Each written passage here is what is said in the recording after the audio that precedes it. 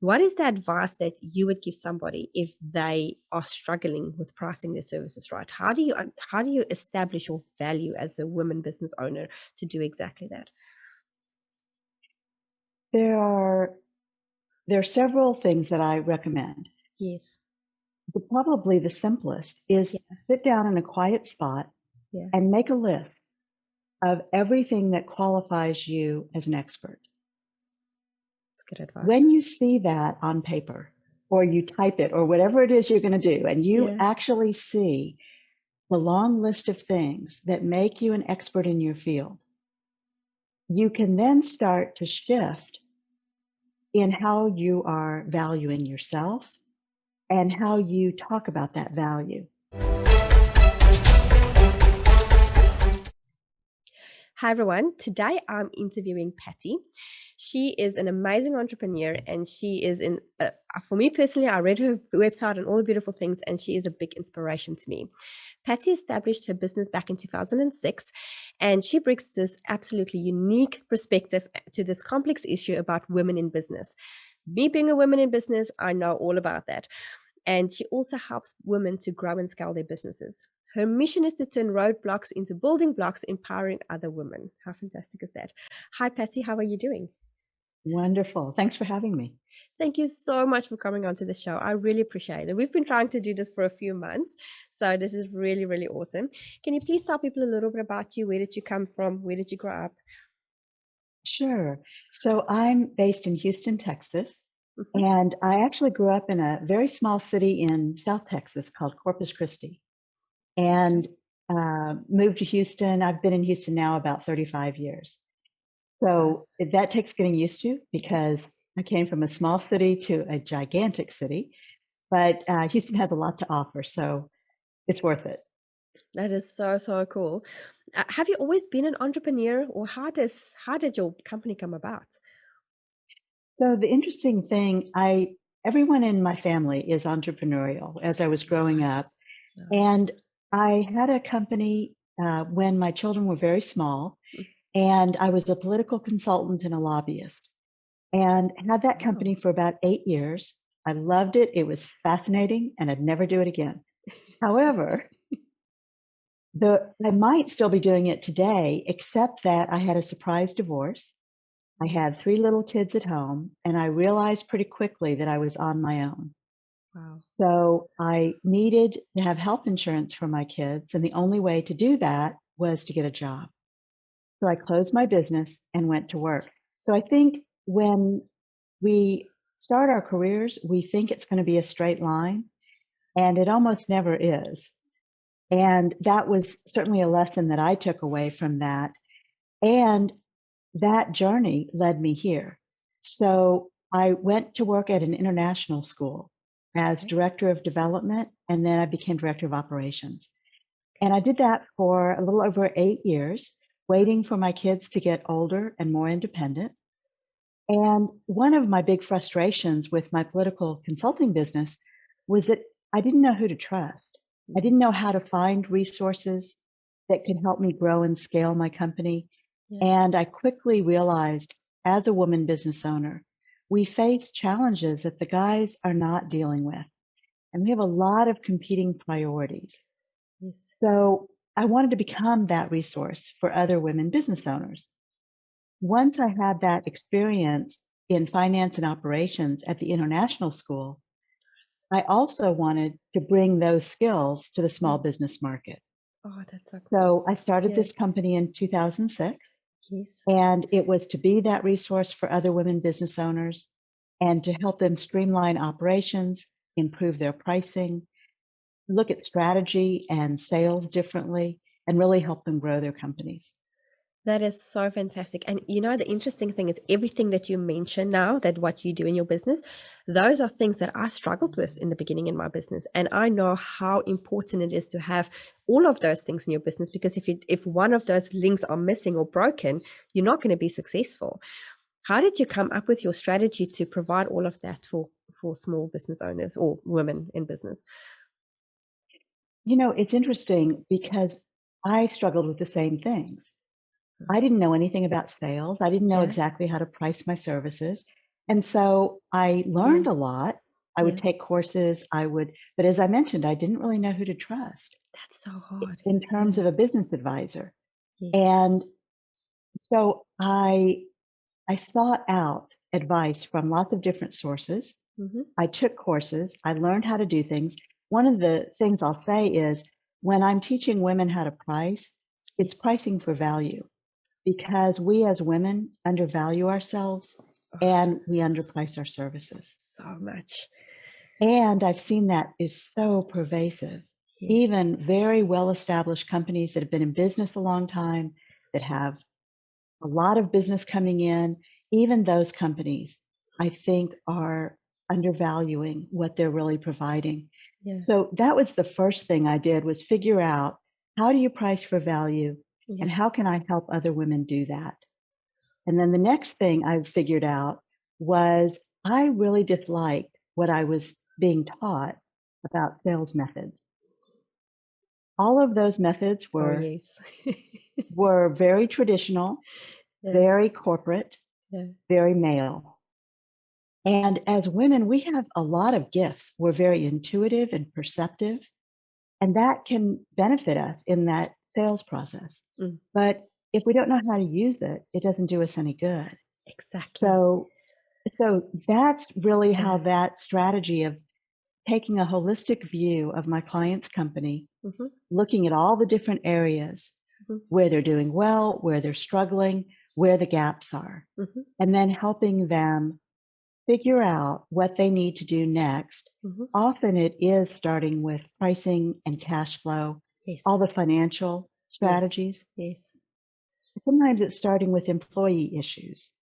Sometimes they're understaffed. Sometimes they have too many people. Sometimes they need to fire someone, but they're really hesitant to do that. So I come in as their trusted advisor and help them with all those different pieces of their business. So in some ways that happened organically, Mm-hmm. that I was able to help in so many different ways. Yeah. And in some ways it was very intentional because I know that's what I was missing when I started my first company. Yes. Oh, Kathy, I want to keep saying Kathy. So we met, let me tell you guys this. So Yes. Patty got introduced to me by Kathy, and I need to speak to her because I've been literally saying her name ever so much this morning. So I interviewed Kathy about a few months ago. So we had problems with the video one, but she's on my actual podcast platform. So I will drop a link to that, and you guys can see why I just love Kathy so much. Patty, question. So I personally, when I was in sales and marketing for probably 15 years on and off, and my career corporate before I actually started my own business online, which is about 3 years ago now. And one of the biggest challenges that I faced in sales is that they taught us things like the Grant Cardone methods and the Wolf of Wall Street methods. And I really struggled with that. And I worked in a small business where we did a lot of cold calling, and we actually cold call for charity, like a charity fundraiser company. And I'm not going to go into the details because people would know about this, as they're quite popular. But they taught us Wolf of Wall Street methods, and I couldn't do that. Like I just felt like I was pushing myself onto these people on the phone. And I ended up doing a lot of sales, going completely off script and just speaking to the people, like actually having a conversation and not trying to push this sale down their throats. Do you find, as of a woman point of view, if you follow your intuition, I know you did say that, we've got intuition and we're just natural, at least I think we're natural at something, but anyway, but then you have the society basically saying to you like, no, this is the right way to do things. Did you kind of went like, no, this is not the right way to do things, we can do things better? And did you start doing your own method in teaching women how to sell? Yes. Yes. And that's very much um, what I find. And again, because I've worked with so many women business owners, Yes. I see lots of different examples Yes. in lots of different industries.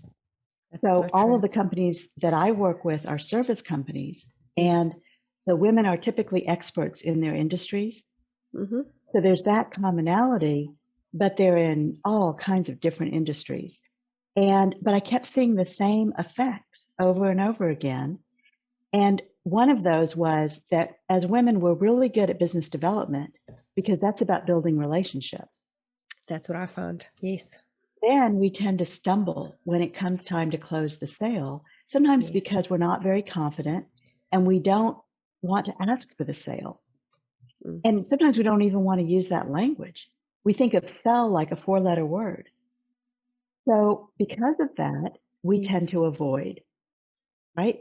So if Yes. I'm really uncomfortable or my anxiety goes up because Yes. I'm in the middle of a sales process, Yeah.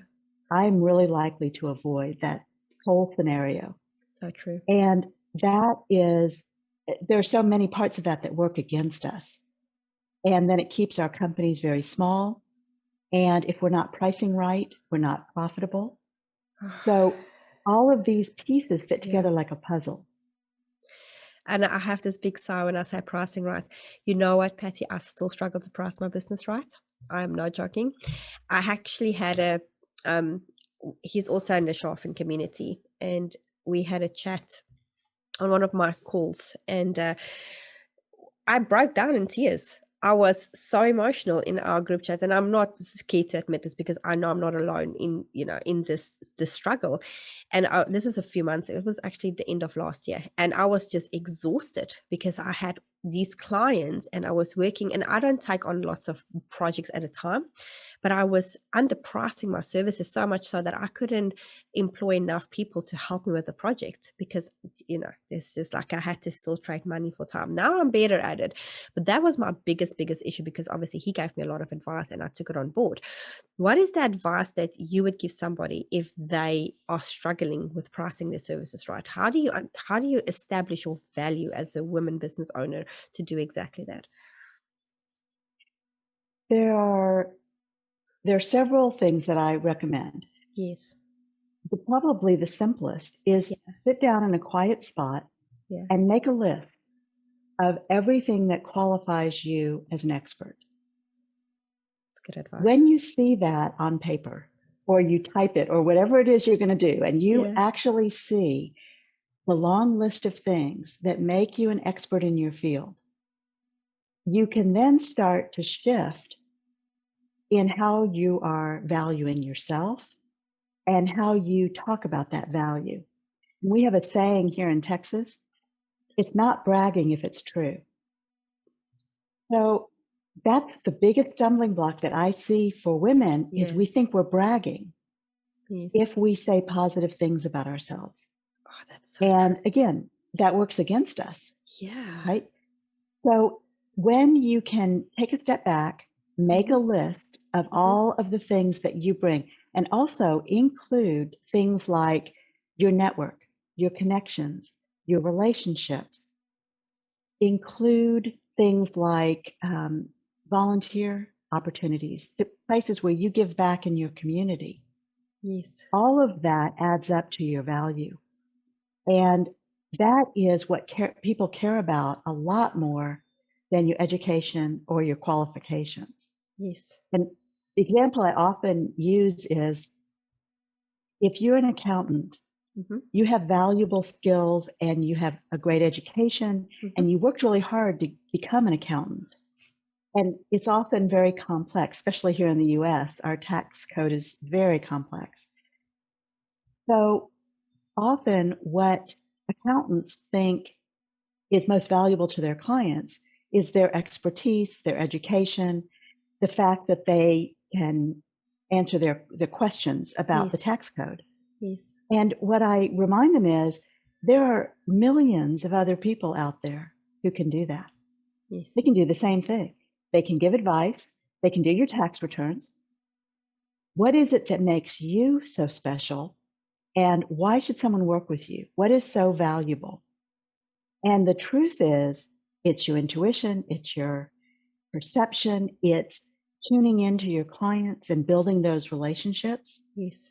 in addition to your expertise in your education. So that's the first thing I would recommend to your listeners is sit down and make a list.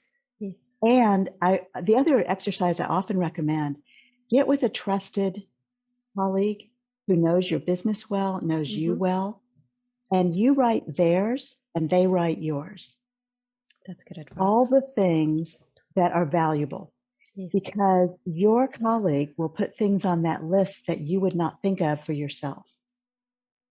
That is so true. Because also you don't want to, like I say, feel like you're bragging about things. It's confidence is a big, big thing. Even when I was in full on sales, being on the call, being confident, and even now doing sales in my own business.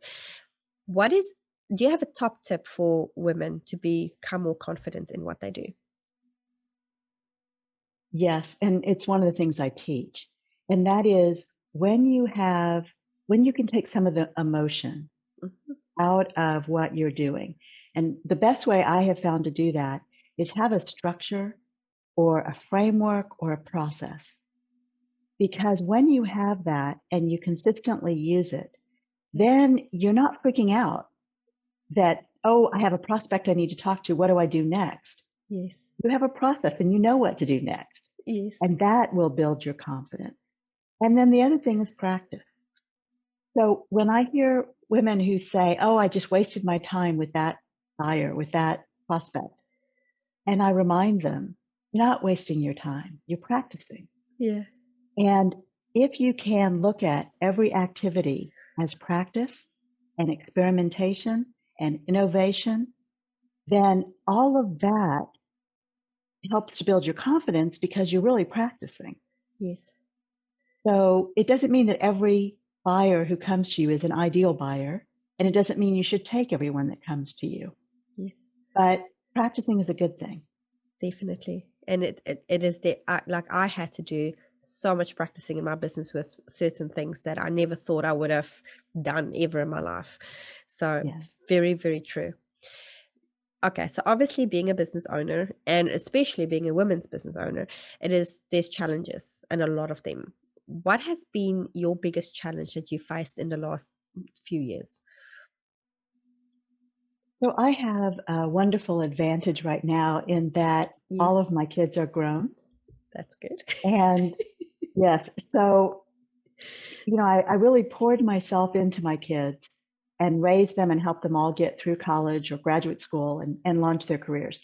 And so I'm in a really great place at this point where my time is my own, right?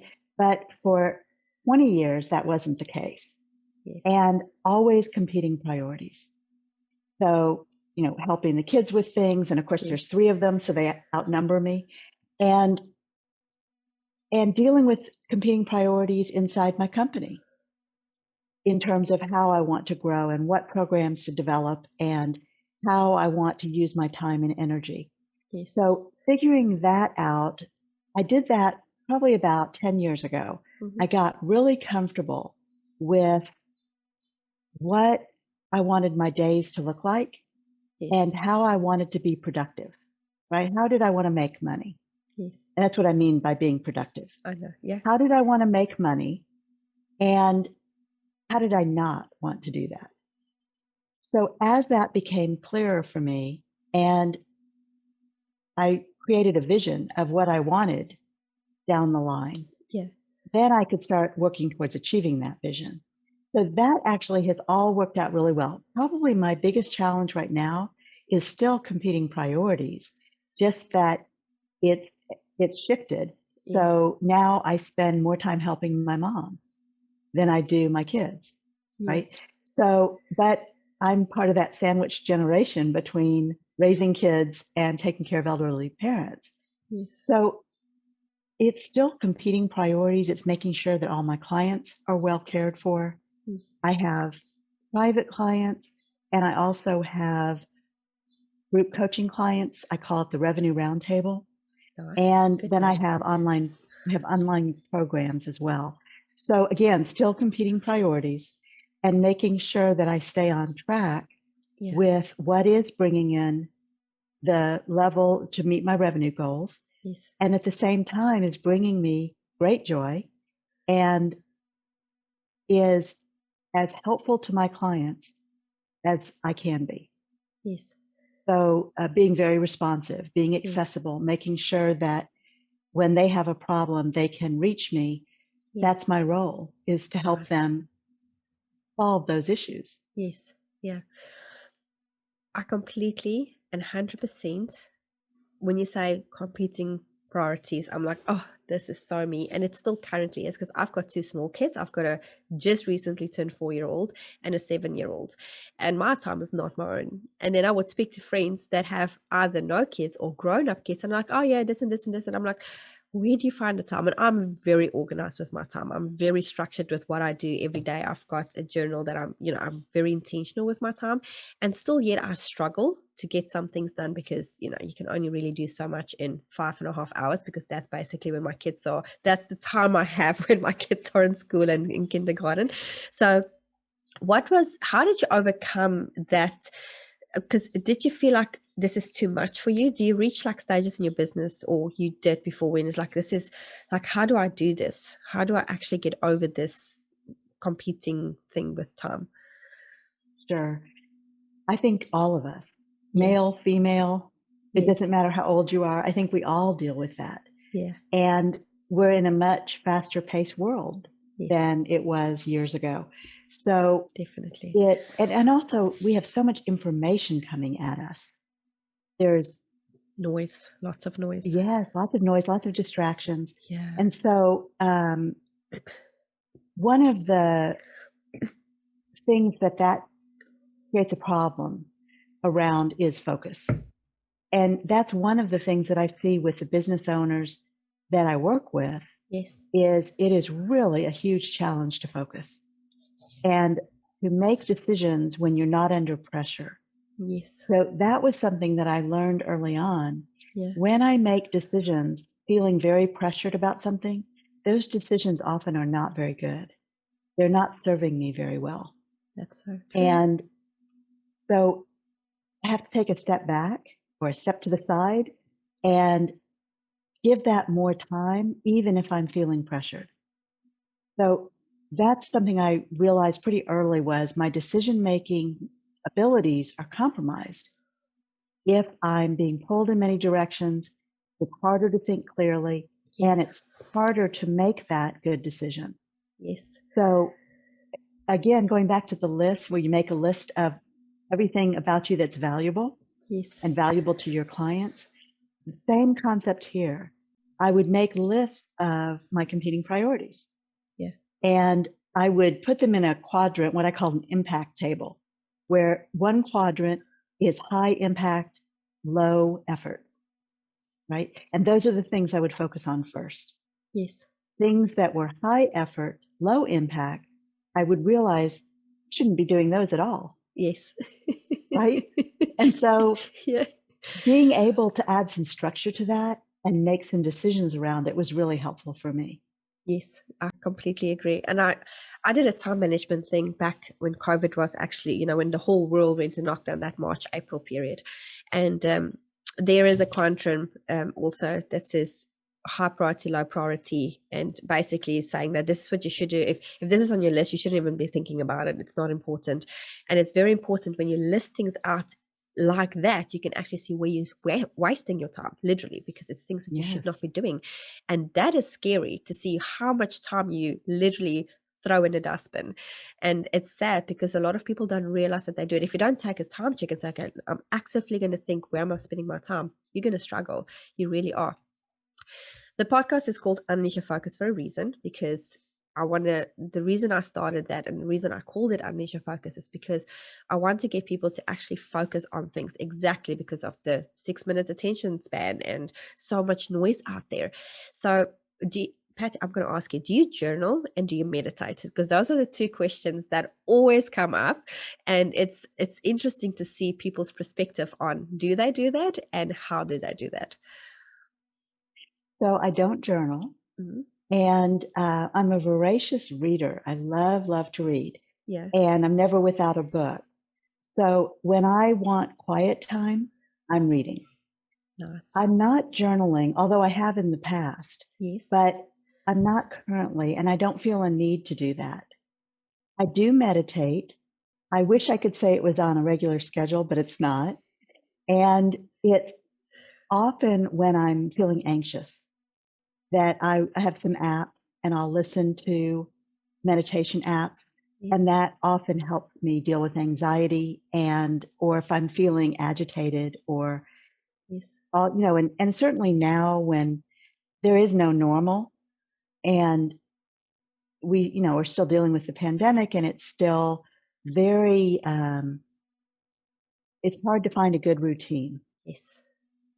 So because of that, I use meditation when I'm feeling anxious or agitated, and that, of course, helps me a lot. Yes. But I also have other methods that I use to what I call come back to center. What is that method? Do you mind sharing it with us?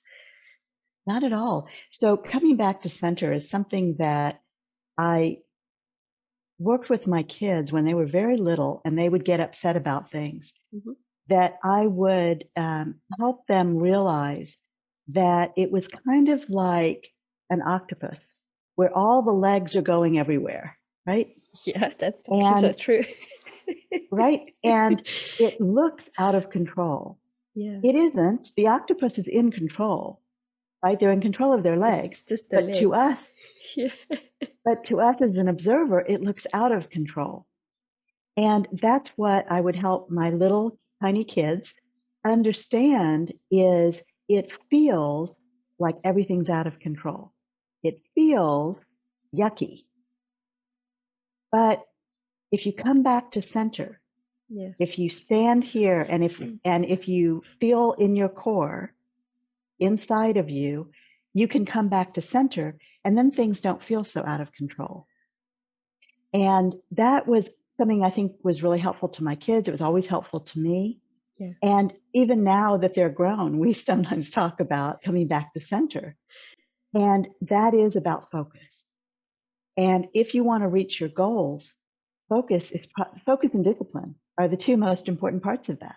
Yes, I so agree completely. And it's so, and I love that topics because without focus and discipline, you literally cannot be successful. And I always say this and I stick to it.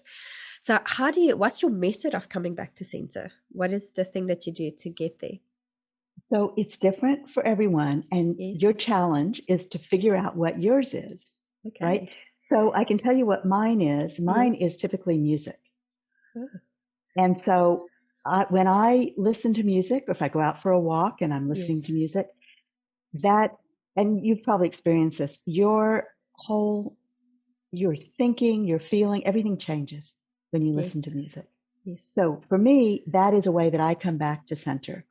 When my daughter was little, I have two boys and a girl.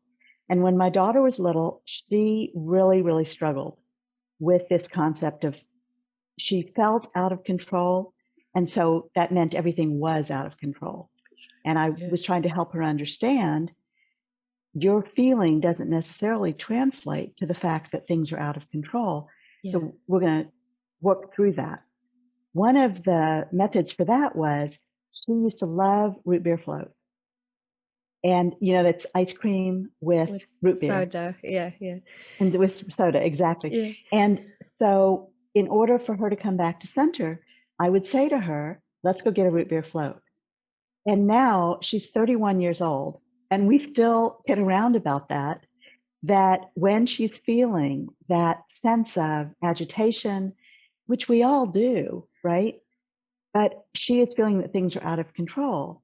I will say, let's go get a root beer float because that brings us back to center. And even using the words makes her feel better. So it's So like, no, sorry, you go. well, I started to say, so the challenge is you have to figure out what method works for you. Yes. It's basically going to your happy place. Correct. Yes. Okay. I like that. That's very interesting. Huh. I never thought of, because my go-to method is putting my hand on my chest and just take deep breaths when I feel in that moment. But the best thing for me is just to go and take a walk. Just get out but it's not always possible if it rains. So I had to default to something that's quick and effective. Yes. Right. Which is one of the reasons I like music. Yes. Because it's not dependent on the weather. It can be any time, any place. That's I so can true. plug in. Yeah. And so for me, music is really centering. And I like the use of that word of getting centered. Yes. Because to me, that is, there's a support system there. I don't have to get centered by myself. So true. Yes. So true. What do you contribute to your success? Is there one specific thing or a few different things that you feel has helped you to become successful? I think there are several things. I would say um, focus and discipline, for sure. I love it. As you said, Yeah. you cannot be successful without those two ingredients. Yes. Yes. But the other is, I would say, relationship building. I love connecting the dots. I love connecting people. I love what happens when people click, right? And that kind of energy that's created. Yes. So I think that is a big part of what I have built in my business. Yeah. The other thing is I didn't have a support system, and I really felt the lack of a support system for many, many years. And over the last probably 8 to 10 years, I've had a very intentional focus on building a support system for myself, for my Yeah. company, Yeah. and being a support system for other women business owners. And that's one of the motivations for Yeah. creating the Revenue Roundtable, which Yeah. is group coaching, Yes. because then it's a support system for all the other women in that group. Yes. And so I will be building additional tables. And that's the whole concept is, yes, I teach. Yes, we do focus on pricing and strategy and Yes. selling. Yeah. Yes, we do all of these things, but we also are there to support each other emotionally, Uh-huh. in business, Uh-huh. personally, um, and have that support system where we can refer to one another. We can maximize the use of different resources. Yeah. So there's all different ways we can help each other. And I think that's the strength of Yes. that type of group. Definitely, I agree with you. And I'm part of two different groups that's like that. And I completely agree. And especially the emotional support, because it's hard building a business. You get to a stage where it becomes easier, but you still get days where it's really, really hard. And if you've got people to reach out to, it's like, I'm actually having an off day. My technology is not working, da, da, da, da, da, or something. And then that somebody saying, it's going to be okay. Just, take a breath or something. That actually makes a big difference. It does. And I think a lot of women specifically go through a lot of, and I'm saying, and I don't want to sound biased when I say this, but I feel like we don't really talk about the deep things. And I know guys are like that too, but you don't want to feel, I don't know how to explain this, because a lot of times especially when you're in like big Facebook groups and just networking with people and so on, women don't want to seem like the lesser, because like, oh, I'm going to compete against this guy. Come on, I can do what he does. And you don't want to say that I'm actually struggling with this specific problem, because then they're going to go, oh, you know what, you can potentially just struggle with this because you're a woman. And sometimes women think like that. So it's not because they have a problem. It's because actually, well, it could be seen that you're a woman and that's why you have this problem. And I came across that quite a few times where women have this perception about themselves, which is quite sad. Patty, do Yes. you guys teach any mindset in your group coaching or in any coaching Yes. that you do? Yeah. Do you find Yes, that that's a big absolutely. part needed? Yeah. It is a big part needed. And so I'll give you an example around pricing. Yeah. When we start working on pricing, and my program is called Value Driven Pricing, Yes. when we start working on it, the very first module is about shifting your mindset and True. how you feel about money. Everyone feels differently and Yeah. thinks differently about money. It means different things to different people. That's so true. And because of that, we need to unpack that. When we start the program, we talk about, how did you grow up? How was money handled in your house? Who paid the bills? Who made the money? Were you a two-income family or a one-income family? How did you handle money once you became an adult? What was your first job? So we start unpacking all of those aspects of how you learn to handle money Yeah. and what you like and don't like about dealing with money now. And there are some really surprising things that come of that.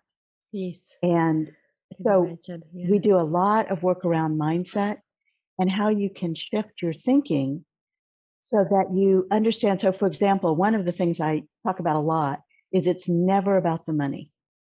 It's never about the money. Okay. And when you're hesitant to increase your prices or build a pricing model that is different than what you currently do, Yes. all of that is head trash. That is stuff in your own head, and it may have to do with how you feel about money. Yeah. It is not about what you're charging clients, because it's never about the money. It's about the value to the ideal buyer. And if the ideal buyer Yeah. values what you provide, even if they can't afford it, they will find a way. And you may have had that experience yourself. Yes.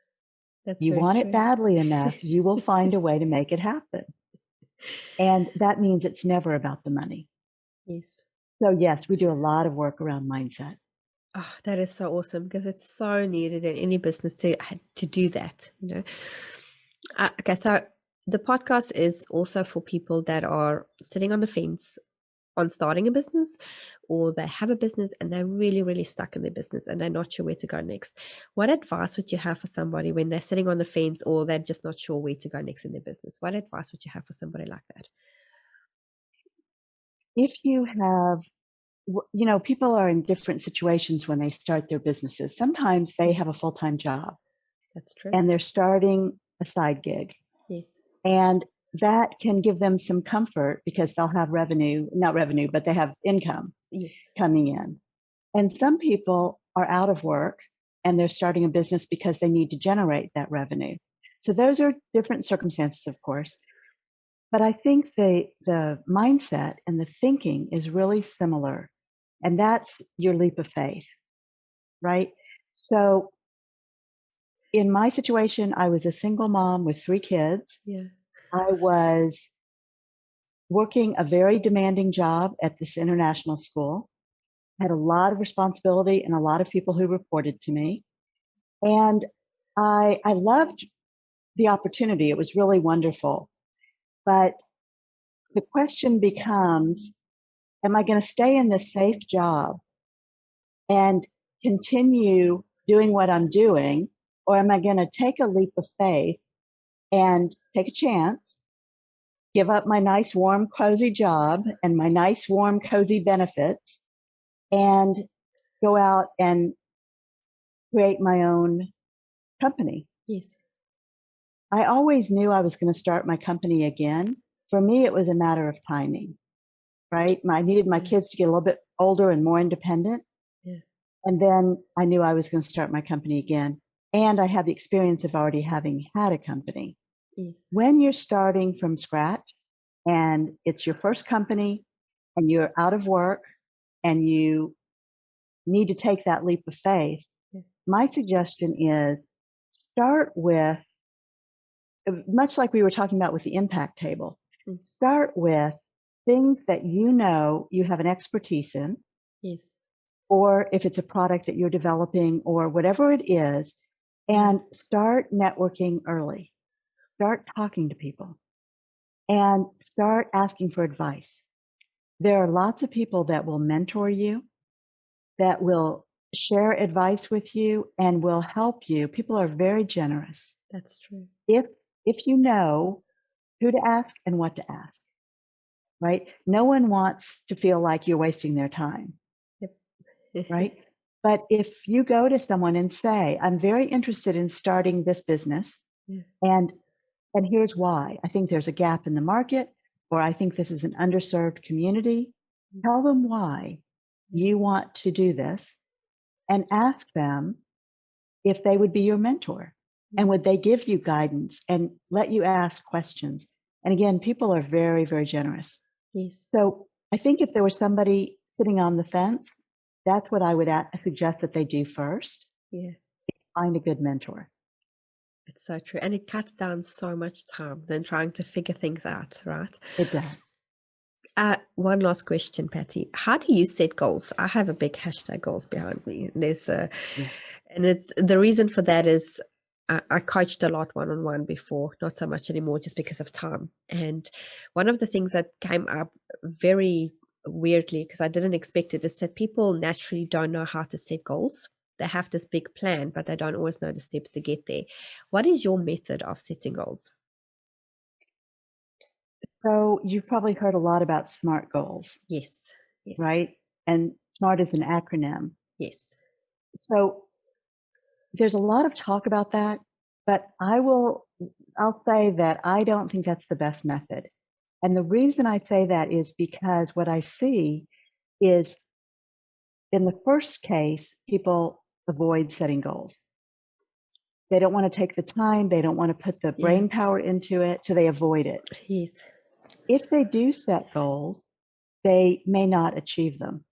Just writing down your goals doesn't get you where you want to go. exactly. You need this action steps. You Yes, need the action steps yeah, and you need accountability.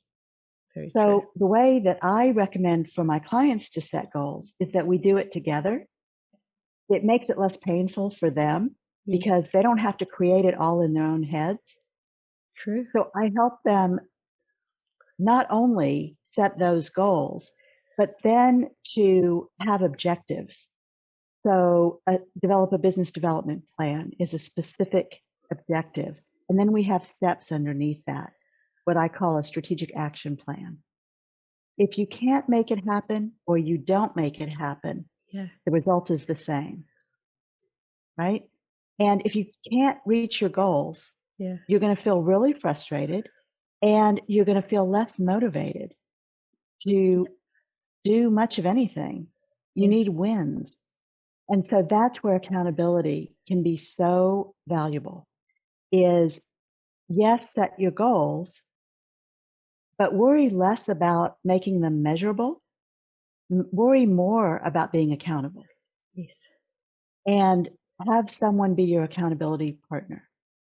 And you help them be accountable and they help you. And that way you really will reach your goals, uh-huh, or you'll figure out if your goals aren't realistic uh-huh. or you run into some kind of roadblock, then you adjust. That's what every good entrepreneur does. We Yeah, experiment and we adjust. yes. You have to have that flexibility in your business. It's just you have to. Correct. Yes. And I completely agree with you with the SMART goals, because if you especially when you start setting out goals, it's overwhelming to actually use that process. And personally, I also don't use that. I have a journal that I write my goals on. I've got a board right here with action steps on. This is what I'm going to do today to achieve that by the end of the week. And I've got 12, 9, 6, 3 month goals, and then the action steps every day to how to achieve those. So it's simple, but it's effective. And sometimes it might take you longer to get there, but at least you will get there, so that works. Yes. Yeah. Yeah.